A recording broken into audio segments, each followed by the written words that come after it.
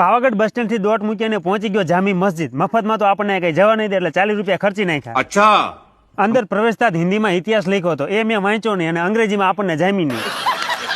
દૂરથી કંઈક આવો નજારો દેખાય છે. અંદર જતા પહેલા હાલો ત્યારે બહારથી આ સ્થાપત્ય કેવું દેખાય છે તેના પર એક ઉડતી નજર કરી લઈએ. ઘટે તો જિંદગી ઘટે, બાકી કારીગરોની મહેનતમાં કાંઈ ન ઘટે. આધુનિક ટેકનોલોજીની મદદ વગર આ લોકોએ એટલું સખત મહેનત કરેલું છે કે જોઈને તમારું દિલ ખુશ થઈ જાય છે. પ્રવેશ દ્વારના પગથિયા ચડીને ઉપર નજર કરશો તો દિલ ગાર્ડન ગાર્ડન થઈ જાય છે. ગોળ ગુંબજમાં દૂધિયું આકાશ અને આજુબાજુ અદ્ભુત કોતરણી. ત્યાંથી આગળ વધશો અને તમને જોવા મળશે ગુજરાતનો તાજમહેલ કહી શકાય એવું સ્થાપત્ય. બીજું બધું તો ઠીક, પણ મોહમ્મદ બેગડાએ ખર્ચો સારો એવો કર્યો છે.